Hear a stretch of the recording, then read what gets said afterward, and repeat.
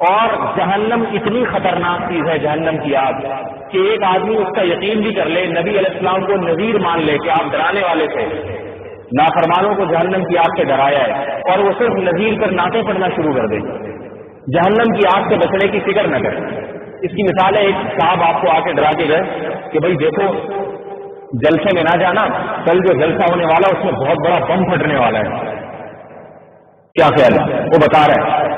آپ کہہ رہے ہیں کوئی بات نہیں، بم تو پھٹے گا لیکن مٹھائی تو ملے گی نا جلسہ جب ختم ہوگا۔ مٹھائی کے لالچ میں آپ جانے کی کوشش میں لگے ہوئے، بم کی فکر نہیں ہے آپ،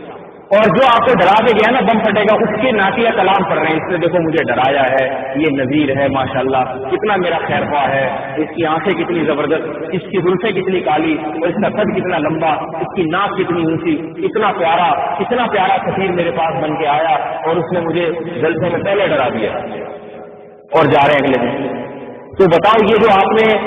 زمین آسمان کے قلابے ملا دیے اس کی تاریخ میں جس نے آپ کو ڈرایا تھا،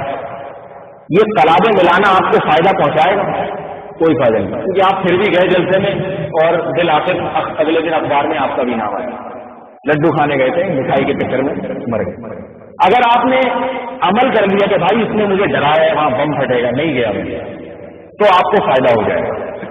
محمد صلی اللہ علیہ وسلم نے جہنم کی آگ سے ڈرایا ہے، کنتم علی شفا حفرۃ من النار فانقذکم منها، اللہ صحابہ کرام کو فرماتے ہیں تم بالکل جہنم کے کنارے پر تھے، آگ کے گڑھے کے کنارے پر تھے، اللہ نے محمد صلی اللہ علیہ وسلم کے ذریعے تمہیں آگ سے پیچھے کو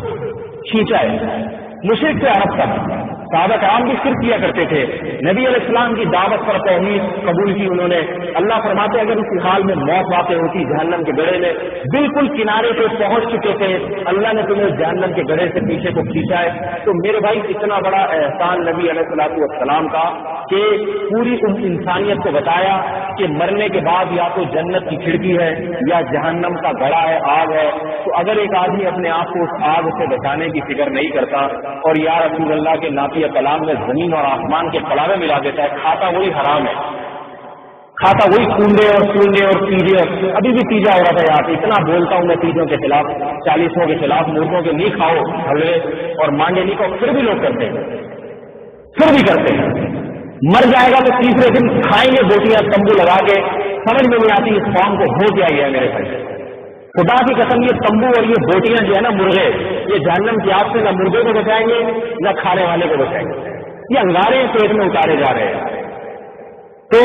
پھر بھی وہی کام کریں گے۔ تو محمد صلی اللہ علیہ وسلم نے جہنم کی آگ سے بچنے کا جو طریقہ بتایا ہے اس میں کونڈوں کا، قرآن خوانیوں کا، تیجوں کا اور 40 کا کہیں بھی تذکرہ نہیں، کہیں بھی نہیں۔ کھانے کا نہیں ہے، روزہ رکھنے کا تو ملے گا آپ کو، کھانے کا نہیں ہے کہ جو آدمی صبح نہار ہوں 1 پلیٹ بریانی کھائے گا جہنم سے 1 کلومیٹر دور ہو جائے گا، ایسی کوئی حدیث نہیں۔ جو اتنی مرغی کی اتنے حلوے کھا لے گا، اتنی بوٹیاں کھا لے گا، اللہ تعالیٰ اس کو جہنم سے اتنا دور کر لے گا۔ محرم کے بارے میں موضوع من گڑت حدیثیں جو دسترخوان وسیع کرے گا اس کے رزق میں برکت ہوگی، موضوع من گڑت روایتیں، ان کی کوئی حیثیت نہیں ہے۔ روزہ رکھنے پر ہے جہنم سے کافی دور ہو جاتا ہے انسان، اور جو ہے نا روزہ ڈھال بن جاتا ہے گناہوں کے درمیان، جہنم کی آگ کے درمیان۔ کھانا پینا چھوڑنے پر تو ہے، کھانے پر فضائل نہیں، کھانا انسان کی ضرورت ہے، کھائے اس لیے ضرورت پوری ہو جائے نہیں کھائے